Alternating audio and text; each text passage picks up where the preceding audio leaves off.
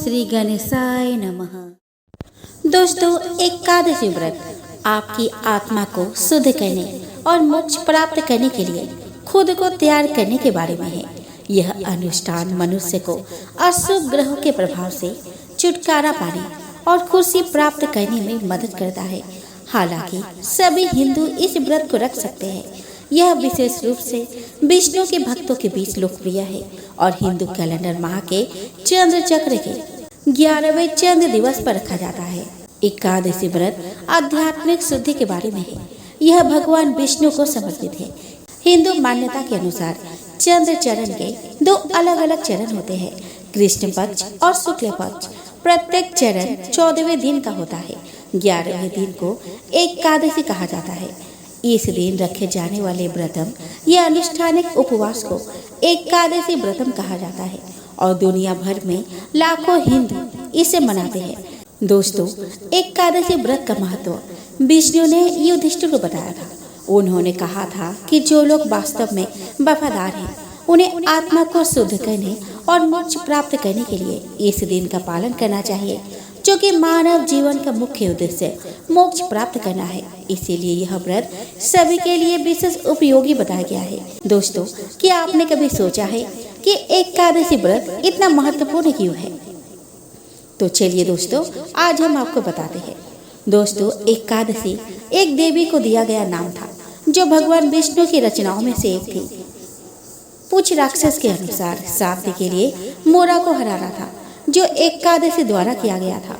राक्षस को मारने के लिए उसके कार्य से प्रसन्न होकर भगवान विष्णु ने उसे आशीर्वाद दिया कि यदि कोई व्यक्ति एकादशी का व्रत रखेगा तो वह खुद भी सभी पापों और मन की अशुद्धियों से मुक्त कर सकेगा और निश्चित रूप से मोक्ष प्राप्त करेगा, जिसे लोग मानते हैं।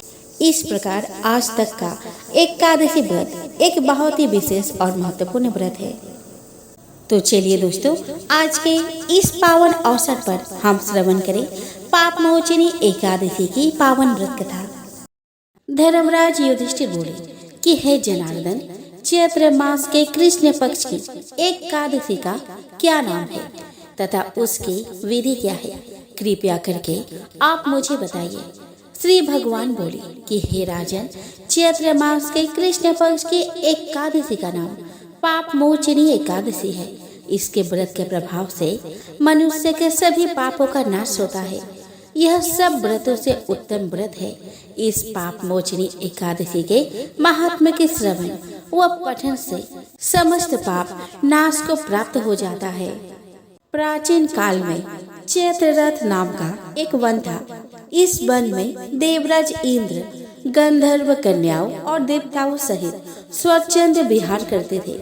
वहाँ हमेशा बसंत का मौसम ही रहता था और वर्ष भर तरह तरह के पुष्प खिले रहते थे। उस वन में कभी गंधर्व कन्याएं घूमती थी तो कभी अन्य देवताओं के साथ देवेंद्र क्रीड़ा किया करते थे। उसी वन में एक मेधावी नामक ऋषि भी तपस्या में लीन रहते थे, जो शिव भक्त थे। एक दिन एक अप्सरा जिसका नाम मंजू घोषा था, वो ऋषि को मोहित करने की चेष्टा की। अप्सरा ऋषि से कुछ दूरी पर बैठकर बीना बजाकर मधुर स्वर में गीत गाने लगी। उधर उसी समय महर्षि मेधावी को कामदेव भी जीतने का प्रयास कर रहे थे। कामदेव ने उस अति सुंदर अप्सरा के भ्रू का धनुष बनाया, कटाक्ष को उसकी प्रत्यंचा और उसके नेत्रों को मंजू घोषा अप्सरा का सेनापति बनाया। इस तरह कामदेव ने अपने आप को तैयार किया। उस समय शिव भक्त महर्षि मेधावी युवा अवस्था में थे और काफी हष्ट पुष्ट भी थे। उन्होंने दंड और यज्ञोपवीत धारण कर रखा था। उस मुनि को देखकर कामदेव के बस में हुई अप्सरा ने धीरे धीरे मधुर वाणी से गायन शुरू किया तो मेधावी ऋषि भी मंजू घोषा के मधुर गाने और उसकी सुंदरता से मोहित हो गए। वह अप्सरा मेधावी मुनि को कामदेव से पीड़ित जानकर उनसे आलिंगन करने लगे। महर्षि मेधावी इतने मोहित हो गए कि शिव रहस्य को भूल गए और काम के वशीभूत होकर उसके साथ रमन करने लगे। उन्हें दिन रात का कुछ भी पता न चला और काफी समय तक वे रमन करते रहे। तब अप्सरा मंजू घोषा मुनि से बोली कि ऋषिवर अब बहुत समय हो गया है, अतः मुझे स्वर्ग जाने की आज्ञा दीजिए। इस पर ऋषि ने कहा कि हे मोहिनी, संध्या को ही तो आई हो, प्रातः काल होने पर चली जाना। महर्षि के ऐसे वचनों को सुनकर अप्सरा उनके साथ रमन करने लगी। इस तरह दोनों ने एक साथ काफी समय बिताया। फिर मंजुघोषा एक दिन ऋषि से बोली कि हे विप्र, कृपया करके आप मुझे स्वर्ग जाने की आज्ञा दीजिए। महर्षि ने इस बार भी वही कहा कि हे रूपसी, अभी ज्यादा समय व्यतीत नहीं हुआ है, कुछ समय के लिए और ठहर जाओ। मुनि की बात सुनकर अप्सरा ने कहा कि हे ऋषिवर, आपकी रात तो बहुत लंबी है, आप स्वयं सोचिए कि मुझे आपके पास आए कितना समय हो गया है। अब और ज्यादा समय तक ठहरना क्या उचित है? अप्सरा की यह बात सुनकर महर्षि को समय का ज्ञान हुआ और वह गंभीरता से विचार करने लगे। जब उन्हें ध्यान आया कि रमन करते हुए 57 वर्ष बीत चुके हैं, तो मुनि उस अप्सरा को काल का रूप समझने लगे। भोग विलास में इतने ज्यादा समय व्यर्थ चला जाने पर महर्षि को बड़ा क्रोध आया। वह भयंकर क्रोध में चलते हुए उस तपनाशक अप्सरा की तरफ भ्रिकुटी तान कर देखने लगे। क्रोध से उनकी इंद्रियां बेकाबू होने लगी। भोग विलास में इतना ज्यादा समय व्यर्थ चला जाने पर महर्षि को बड़ा क्रोध आया। वह भयंकर क्रोध में जलते हुए उस तपनाशक अप्सरा की तरफ भ्रिकुटी तान कर देखने लगे। क्रोध से उनकी इंद्रियां बेकाबू होने लगी और अधर कांपने लगे। क्रोध से थरथराते स्वर में मुनि ने कहा कि मेरे तप को नष्ट करने वाली दुष्टा, तू महापापीन और दुराचारिणी है, तुझ पर धिक्कार है। अब तू मेरे श्राप से पिशाचिनी बन जा। मुनि के आक्रोशित श्राप से अप्सरा पिशाचिनी बन गई और व्याकुल होकर ऋषि से बोली कि हे ऋषिवर, आप क्रोध त्याग कर प्रसन्न हुए और कृपया करके इस श्राप के निवारण के लिए उपाय बताइए। सुना है साधुओं की संगति से अच्छे फल की प्राप्ति होती है और आपके साथ तो मेरे बहुत वर्ष व्यतीत हुए हैं, अतः आप मुझ पर प्रसन्न हो जाइए, अन्यथा लोग कहेंगे कि पुण्य आत्मा के साथ रहने पर भी मंजुघोषा को पिशाचिनी बनना पड़ा। मंजुघोषा की यह बात सुन मुनि को अपने क्रोध पर ग्लानि हुई, साथ ही अपकृति का भय भी हुआ। अतः मंजुघोषा से कहा कि तूने मेरा बड़ा बुरा किया है, किंतु मैं फिर भी तुझे इस श्राप से मुक्ति के उपाय बताता हूँ। चैत्र मास के कृष्ण पक्ष की जो एकादशी है, उसका नाम पाप मोचनी है। उस एकादशी व्रत को करने से तुझे पिशाचिनी के देह से मुक्ति मिल जाएगी। इसके बाद मुनि ने उसको व्रत के सारे विधान और नियम समझा दिए। फिर अपने पापों का प्रायश्चित करने वे अपने पिता चैवन ऋषि के पास गए। चैवन ऋषि ने अपने पुत्र मेधावी से कहा कि हे पुत्र, ऐसा तूने क्या किया है कि तेरे सारे तप नष्ट हो गए हैं, जिससे तुम्हारा समस्त तेज मलिन हो गया है। मेधावी मुनि ने लज्जा से अपना सिर झुकाते हुए कहा कि पिताश्री, मैंने एक अप्सरा से रमन करके बहुत बड़ा पाप किया है। इसी वजह से मेरे सारे तेज और तप नष्ट हो गए हैं। कृपया करके आप इस पाप से छुटकारा का उपाय बताएं। ऋषि ने कहा कि हे पुत्र, तुम चैत्र माह के कृष्ण पक्ष की पाप मोचनी एकादशी का विधि पूर्वक उपवास करो, इससे तुम्हारे सभी पाप नष्ट हो जाएंगे।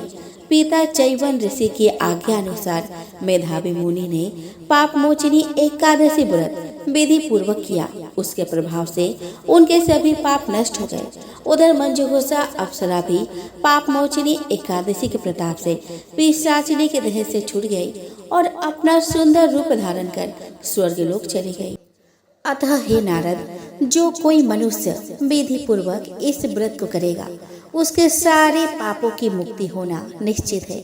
और जो कोई इस व्रत के महात्म्य को पढ़ता और सुनता है, उसे सारे संकटों से मुक्ति मिल जाती है तथा उसके पापों का नाश होकर पुण्य फल की प्राप्ति होती है।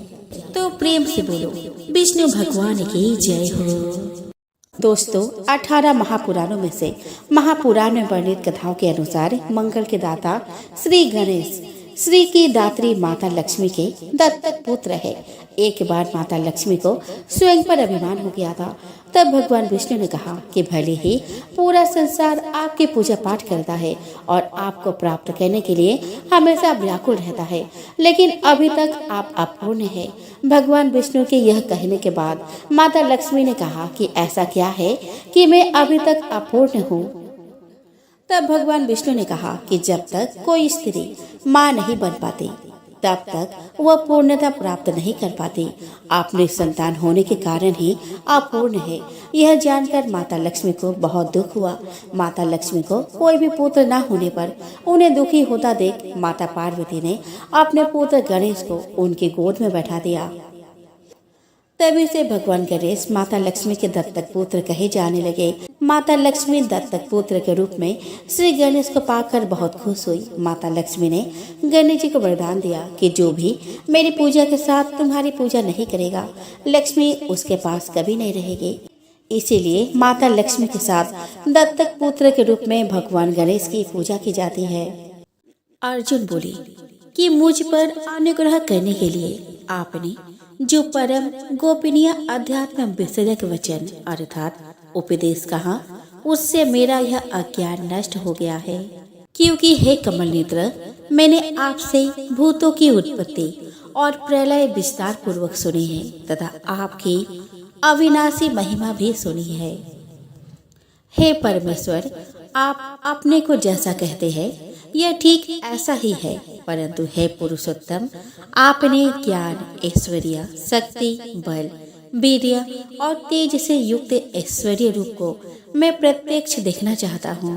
हे प्रभु, यदि मेरे द्वारा आपका यह रूप देखा जाना शक्य है, ऐसा आप मानते हैं, तो हे योगेश्वर, उस अविनाशी स्वरूप का मुझे दर्शन कराइए। श्री भगवान बोले कि हे पार्थ, अब तू मेरे सैकड़ों हजारों नाना प्रकार के और नाना वर्ण तथा नाना आकृति वाले अलौकिक रूप को देख। हे भारतवंशी अर्जुन, तू मुझ में आदित्य को अर्थात अदिति के 12 पुत्रों को, 8 वसुओं को, 11 रुद्र को, दोनों अश्विनी कुमारों को और 49 मारुत गणों को देख तथा और भी बहुत से पहले ना देखे हुए आश्चर्यमय रूपों को देख।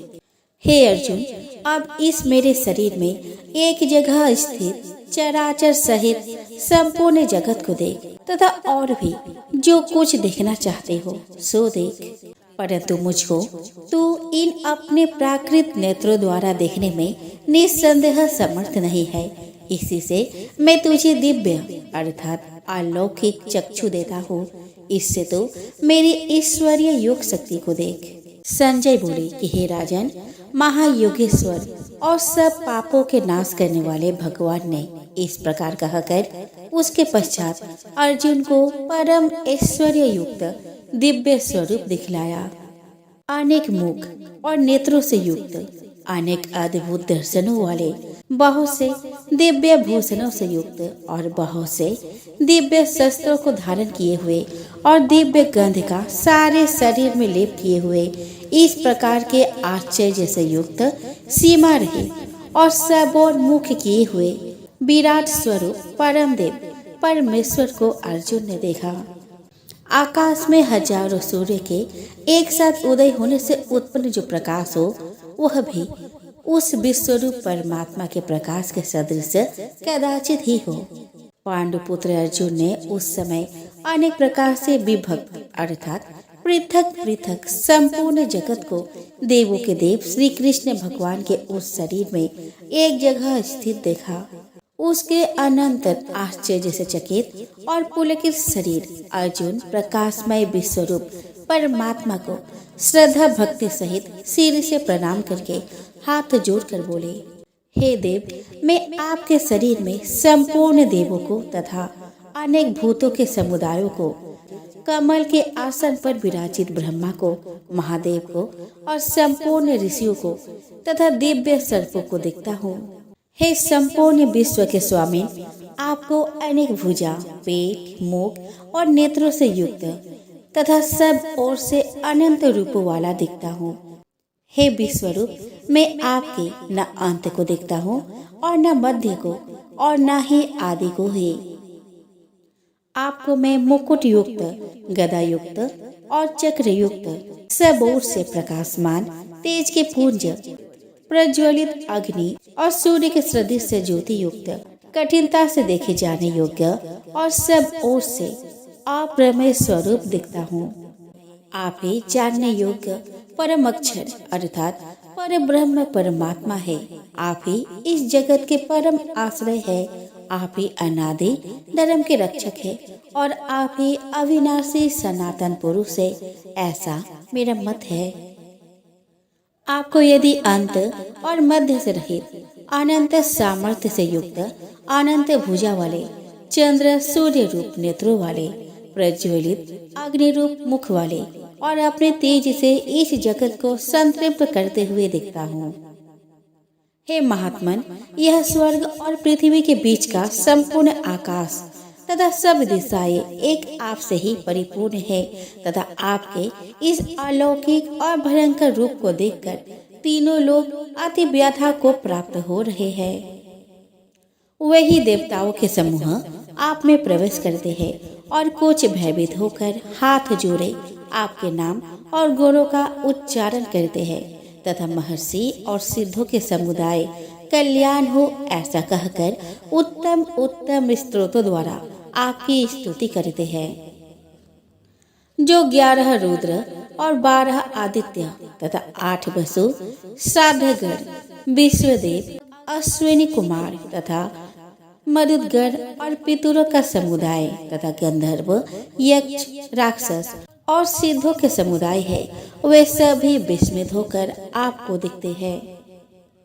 हे महाबाहो, आपके बहुत मुख और नेत्रों वाले, बहुत हाथ, जंघा और पैरों वाले, बहुत उदरों वाले और बहुत सी दाढ़ों के कारण अत्यंत विकराल महान रूप को देखकर सब लोग व्याकुल हो रहे हैं तथा मैं भी व्याकुल हो रहा हूँ।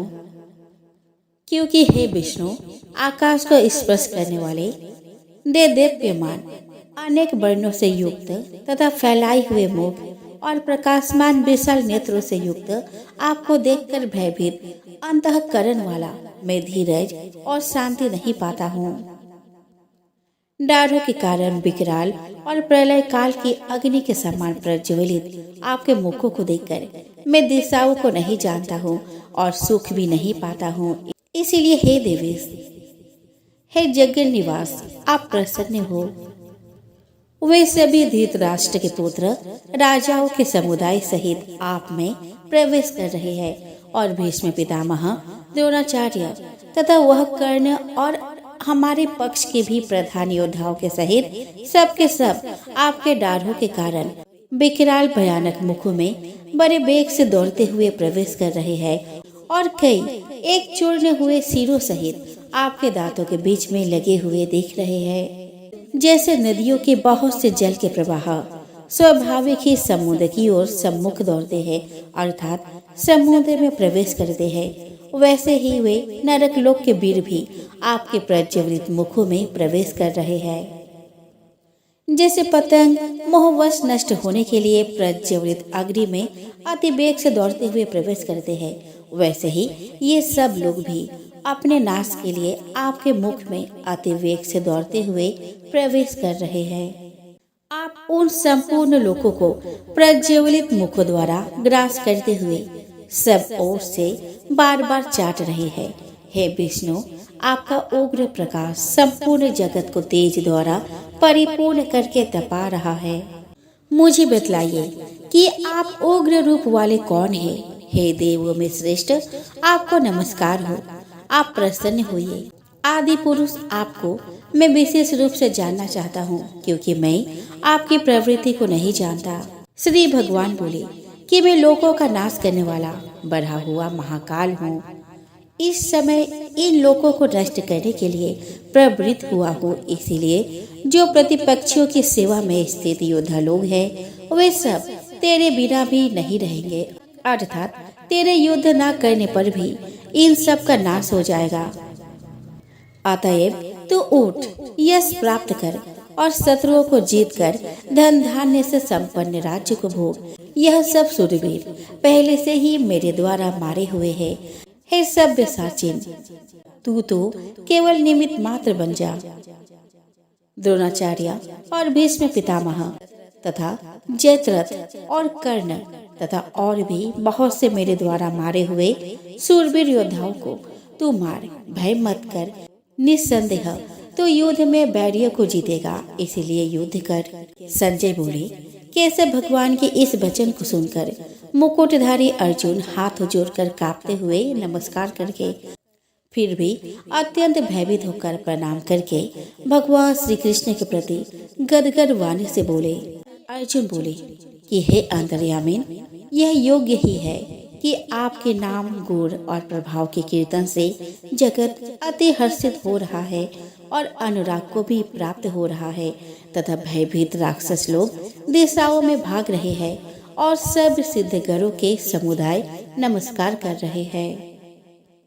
हे महात्मन, ब्रह्मा के भी आदिकर्ता और सबसे बड़े आपके लिए वे कैसे नमस्कार ना करें, क्योंकि हे अनंत, हे देवेश, हे जगनिवास, जो सत, असत और उनसे परे अक्षर अर्थात सच्चिदानंद घन ब्रह्म है, वह आप ही है। आप आदिदेव और सनातन पुरुष है। आप इन जगत के परम आश्रय और जानने वाले तथा जानने योग्य और परम धाम है। हे अनंत रूप, आपसे ही यह सब जगत व्याप्त है अर्थात परिपूर्ण है। आप वायु, यमराज, अग्नि, वरुण, चंद्रमा, प्रजा के स्वामी ब्रह्मा और ब्रह्मा के भी पिता है। आपके लिए हजारों बार नमस्कार नमस्कार हो।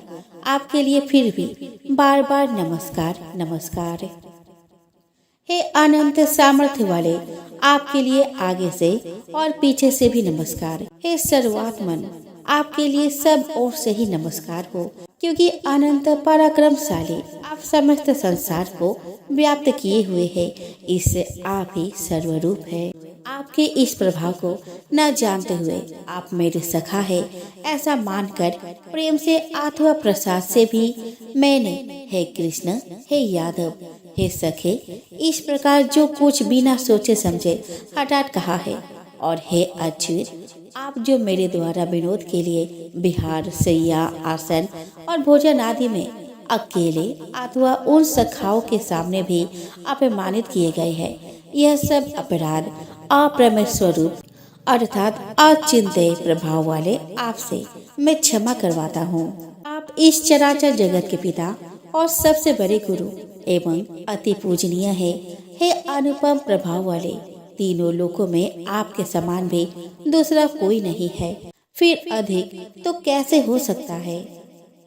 अतएव हे प्रभु, मैं शरीर को भली भांति चरणों में निवेदित कर प्रणाम करके स्तुति करने योग्य आप ईश्वर को प्रसन्न होने के लिए प्रार्थना करता हूँ। हे देव, पिता जैसे पुत्र के, सखा जैसे सखा के और पति जैसे प्रियतमा पत्नी के अपराध सहन करते हैं, वैसे ही आप भी मेरे अपराध को सहन करने योग्य है। मैं पहले न देखे हुए आपके इस आश्चर्यमय रूप को देखकर हर्षित हो रहा हूँ और मेरा मन भय से अति व्याकुल भी हो रहा है। इसीलिए आप उस अपने चतुर्भुज विष्णु रूप को ही मुझे दिखलाइए। हे देवेश, हे जगनिवास, प्रसन्न होइए। मैं वैसे ही आपको मुकुट धारण किए हुए तथा गदा और चक्र हाथ में लिए हुए देखना चाहता हूँ। इसलिए हे विश्वेश्वर, हे सहस्रबाहु, आप उसी चतुर्भुज रूप से प्रकट हुए। श्री भगवान बोले कि हे अर्जुन, अनुग्रह पूर्वक मैंने अपनी योग्य शक्ति के प्रभाव से यह मेरे परम तेजोमय, सबका आदि और सीमा रहित विराट रूप तुझको दिखाया है, जिससे तेरे अतिरिक्त दूसरे किसी ने पहले नहीं देखा था। हे अर्जुन, मनुष्य लोक में इस प्रकार विश्व रूप वाला मैं न वेद और यज्ञों के अध्ययन से, न दान से, न क्रियाओं से और न उग्र तपो से ही तेरे अतिरिक्त दूसरे द्वारा देखा जा सकता हूँ। मेरे इस प्रकार के इस विकराल रूप को देखकर तुझको व्याकुलता नहीं होनी चाहिए और मूढ़ भाव भी नहीं होना चाहिए। तू भय रहित और प्रीतियुक्त मन वाला होकर उसी मेरे इस शंख चक्र गदा पद्मयुक्त चतुर्भुज रूप को फिर से देख। संजय बोले। वासुदेव भगवान ने अर्जुन के प्रति इस प्रकार कहकर फिर वैसे ही अपने चतुर्भुज रूप को दिखाया और फिर महात्मा श्री कृष्ण ने सौम्य मूर्ति होकर उस भयभीत अर्जुन को धीरज दिया। अर्जुन बोले कि हे जनार्दन, आपके इस अति शांत मनुष्य रूप को देखकर अब मैं स्थिरचित हो गया हूँ और अपने स्वाभाविक स्थिति को प्राप्त हो गया हूँ। श्री भगवान बोले कि मेरा जो चतुर्भुज रूप तुमने देखा है, इसके दर्शन बड़े ही दुर्लभ है। देवता भी सदा इस रूप के दर्शन की आकांक्षा करते रहते हैं। जिस प्रकार तुमने मुझको देखा है, इस प्रकार चतुर्भुज रूप वाला मैं न वेदों से, न तप से, न दान से और न यज्ञ से ही देखा जा सकता हूँ। परंतु हे परम तप अर्जुन, अनन्य भक्ति के द्वारा इस प्रकार चतुर्भुज रूप वाला मैं प्रत्यक्ष देखने के लिए, तत्वों से जानने के लिए तथा प्रवेश करने के लिए अर्थात एकाकी भाव से प्राप्त होने के लिए भी शक्य हूँ। हे अर्जुन, जो पुरुष केवल मेरे ही लिए संपूर्ण कर्तव्य कर्मों को करने वाला है, मेरे परायण है, मेरा भक्त है, आसक्त रहित है और संपूर्ण भूत प्राणियों में बैर भाव से रहित है, वह अनन्य भक्ति युक्त पुरुष मुझको ही प्राप्त होता है। आइए दोस्तों, अब हम श्रवण करें एकादशी माता की आरती। ओम जय एकादशी माता, ओम जय एकादशी माता। विष्णु पूजा व्रत को धारण कर शक्ति मुक्ति पाता। ओम जय एकादशी माता। तेरे नाम गिनाऊं, तेरे नाम गिनाऊं देवी, भक्ति प्रदान करने, गण गौरव के देनी माता, शास्त्रों में वरणी। ओम जय एकादशी माता। मार्ग शीर्ष के कृष्ण पक्ष की, मार्ग शीर्ष के कृष्ण पक्ष की, उत्पन्न विश्वतारिणी जनमी। शुक्ल पक्ष में हुई मोक्षदा, शुक्ल पक्ष में हुई मोक्षदा, मुक्तिदाता बनाई। ओम जय एकादशी माता। पौष के कृष्ण पक्ष के सफला नामक है, शुक्ल पक्ष में होए पुत्रदा, शुक्ल पक्ष में होए पुत्रदा, आनंद अधिक रहे। ओम जय एकादशी माता। नाम सत्तिला माघ मास में, नाम सत्तिला माघ मास में कृष्ण पक्ष आवे, शुक्ल पक्ष में जया कहावे, शुक्ल पक्ष में जया कहावे, विजय सदा पावे। ओम जय एकादशी माता। विजय फागुन कृष्ण पक्ष में, विजय फागुन कृष्ण पक्ष में शुक्ल आम्ल की, पाप मोचनी कृष्ण पक्ष में, पाप मोचनी कृष्ण पक्ष में चैत्र महाबली की। ओम जय एकादशी माता। चैत्र शुक्ल में नाम कामदा, चैत्र शुक्ल में नाम कामदा, धन देने वाले, नाम बरुथिनी कृष्ण पक्ष में, नाम बरुथिनी कृष्ण पक्ष में बैसाख माहवाली। ओम जय एकादशी माता। शुक्ल पक्ष में होए मोहिनी, शुक्ल पक्ष में होए मोहिनी अपराज्येष्ठ कृष्ण पक्षी। नाम निर्जला सब सुख करने, नाम निर्जला सब सुख करने, शुक्ल पक्ष रखी ओम जय एकादशी माता। योगिनी नाम आसार में जानो, योगिनी नाम आसार में जानो, कृष्ण पक्ष करने देव सयनी नाम कहावो, देव सयनी नाम कहावो, शुक्ल पक्ष धरने ओम जय एकादशी माता। कामिका श्रावण मास में आवे, कामिका श्रावण मास में आवे, कृष्ण पक्ष कहिए, श्रावण शुक्ला होए पवित्र, श्रावण शुक्ला होए पवित्र, आनंद से रहिए ओम जय एकादशी माता।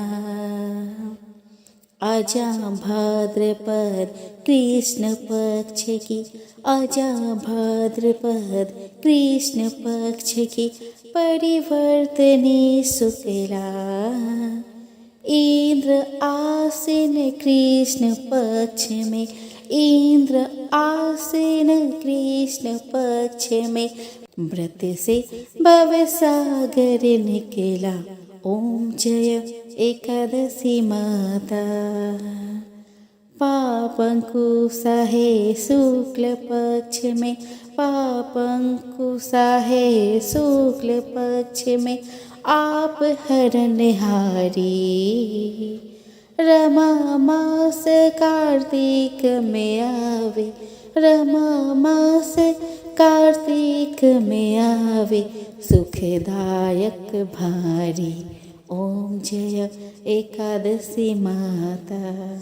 देवोत्थानी शुक्ल पक्ष की, देवोत्थानी शुक्ल पक्ष की, दुख नाशक मैया, पावन मास में करो विनती, पावन मास में करो विनती, पार करो नैया ओम जय एकादशी मैया। परमा कृष्ण पक्ष में होती, परमा कृष्ण पक्ष में होती, जन मंगल करने, शुक्ल मास में होए पद्मिनी, शुक्ल मास में होए पद्मिनी, दुख दारिद्र हरणी ओम जय एकादशी माता। जो कोई आरती एकादशी की, जो कोई आरती एकादशी की, भक्ति सहित गावे, जन गुरुदिता स्वर्ग का वासा, जन गुरुदिता स्वर्ग का वासा, निश्चय वह पावे ओम जय एकादशी माता। एकादशी माता की जय।